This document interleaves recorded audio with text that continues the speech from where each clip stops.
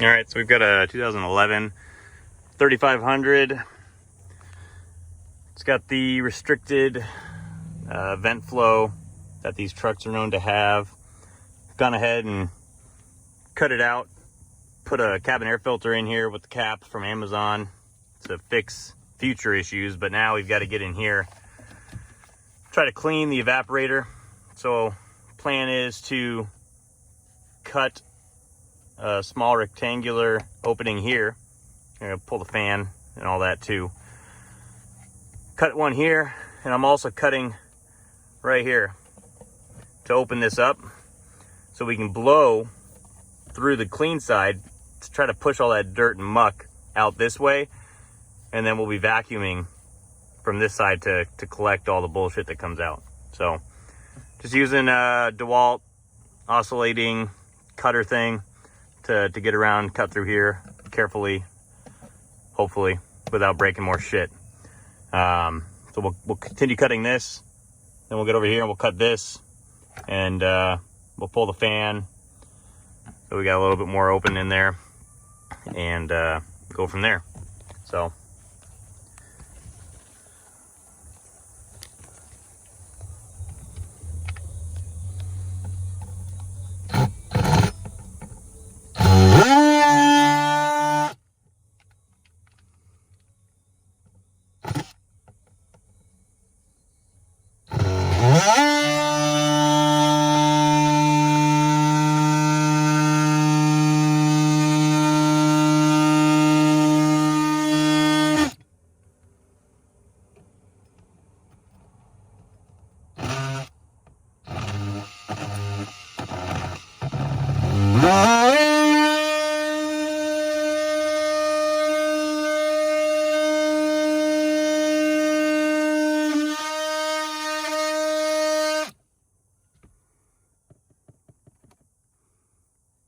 look at that, wide open in there. Then we'll move over here and get this cut too. So we're pulling the fan too. I don't know what you guys got. Mine is flat or Phillips, either way. So, you know, get in there and, you know, mar those things up a little bit. Oh yeah, fucking that up, nice.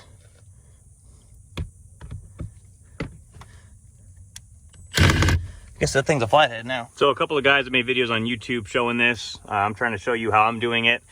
And if it works, then, you know, sweet. Maybe you can do it too. This is just my thought on how to do it better. The guys I've seen, they cut a hole here and they try to spray stuff in to the clogged side. But that's just forcing the shit further into your fins. So my theory was we come here and we're able to force air. I'm gonna use air. I don't want to make a huge mess. Now, I can't really get to the back side nearly as well because you got this here in our way, but I'm still going to try. My intent is to force air through your evaporator here, and then, let's see if I can get this. Yeah, so you can see here my really nasty other side. So we're going to try to suck that way. Now, you can also, once you've pulled your fan, you can't really see it. But up in here, you have access to the other side of the evaporator that's clogged. So I pulled the fan out, as you can see, so I can get the, you know, hose to go up in here and suck as well. But we're gonna start with this side here. And to get access, you have to cut this hole because inside of the blower chamber, there's that round plastic bowl which blocks you. Look at all that crap in there. That is just caked. So we'll see how this works. Hopefully it works well, because I have super poor airflow, and when it's 115 out, it's a sweat box. So yeah.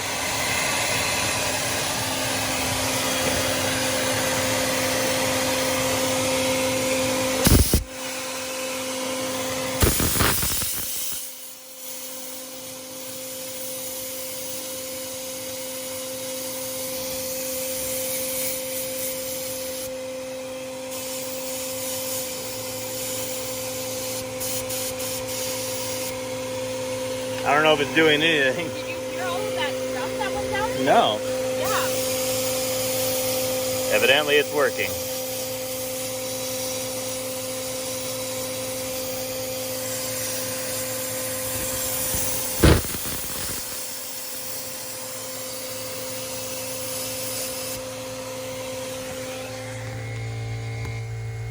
No, not much change.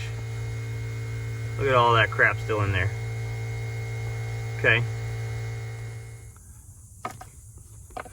My wife's got an idea to try brushing some of the chunks off this side. So we're gonna try that, just a little nylon brush here. See if it can knock off any of that extra corroded crap. Not much of a hole to get in there and work, but you can see all that dust coming out. It's irritating it.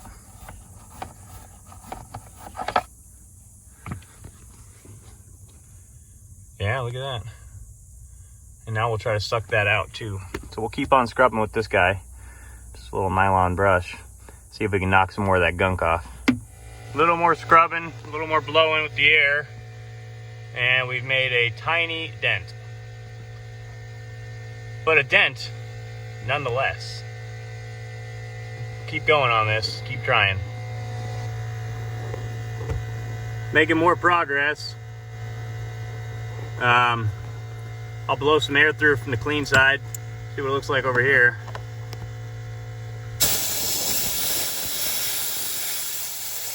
We've got airflow through it, which is more than we had. So we're gonna keep trying to get deeper in there, keep scrubbing this stuff off. So that other brush is working well, but the reach it has is not great. So I took one of my old toothbrushes and heated up the stem and bent it, let it cool and dry, whatever. So now I got a little more angle to get in there. So, you know, we're just sticking our hand through the hole, getting up in there and scrubbing the piss out of it. So, gonna keep going on it. So, a lot better than it was. I've still got to get that half, but, you know, it is a lot better than it was. We're gonna keep going. I'll try to show you as I'm trying to get to the other side. It's more tricky because you got to come in through that gap over there somehow. So, I'll try to get a video of it if I can.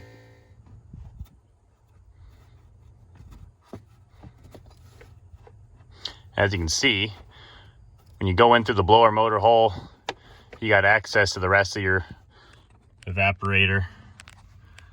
If I can show you. Up in through here. See that hole I'm going in right here? So I made a little custom end to my vacuum, my shop quality vacuum here. Just try to get in there and suck some more of the crud from the crack, because I wasn't really getting that hose in there. So it works. It works well as long as there's no big chunks, and as long as you don't short out your vacuum like I just did. But I didn't short it out. It just, you know, hit the breaker. So no big deal, right?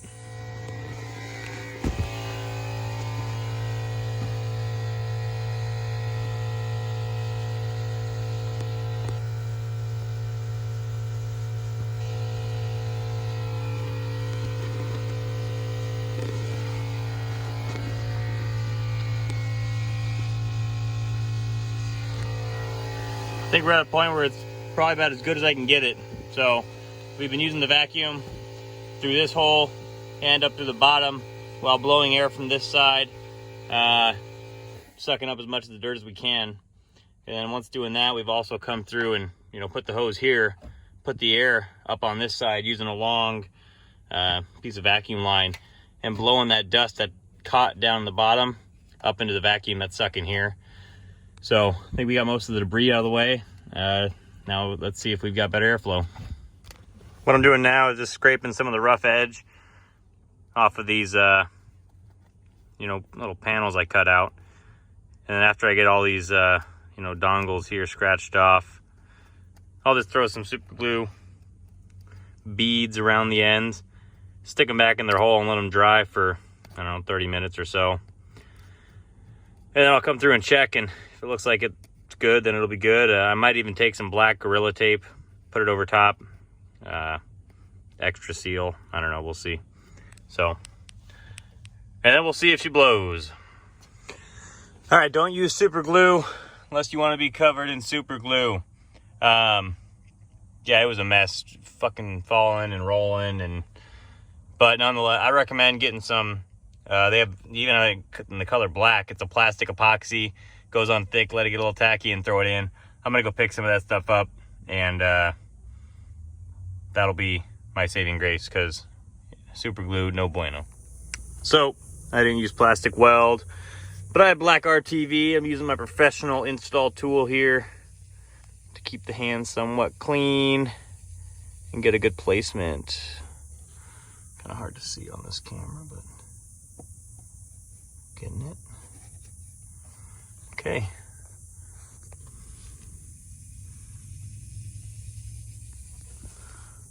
Got it, I think, where it's good. Yep. I'll leave it there to dry. I RTV'd the ever-living fuck out of this one. And, you know, it's a good thing nobody ever sees this but me, and it's my truck. So let these dry up, and I'll do some RTV around the edge of that again, make it all gooey like that. All right, so we've got it all tacked up here. Kind of ugly, but you don't see this. So if you don't want ugly, spend 8 hours tearing your whole dash out. I'm waiting for it to get a little better. I mean, it's dry, but it's still tacky in spots. So once it's done being tacky, I'll fire it up, and we'll see how it blows. Hopefully it blows.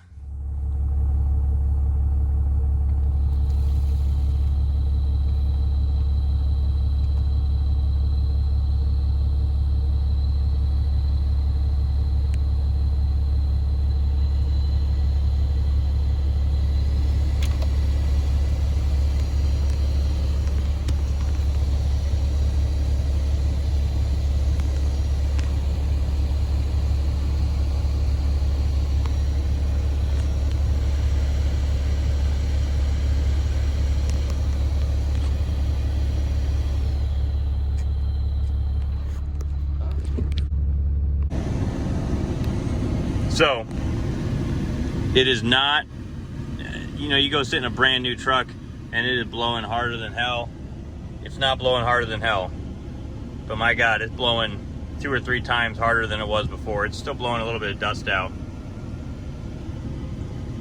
I mean, I'm sitting in my seat and I can feel it. And I could not feel it before. So, and I mean, I'm talking from all vents, I can feel it all the way up to me. So,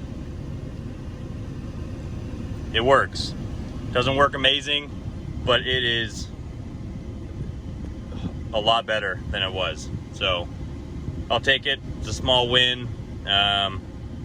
Hopefully that helps. It's not perfect, but it is a lot better. So if your air sucks and you don't feel like taking the entire dash and the console out to remove your air box, this is a trick you can use. A Band-Aid, I guess, a good one, to make it better.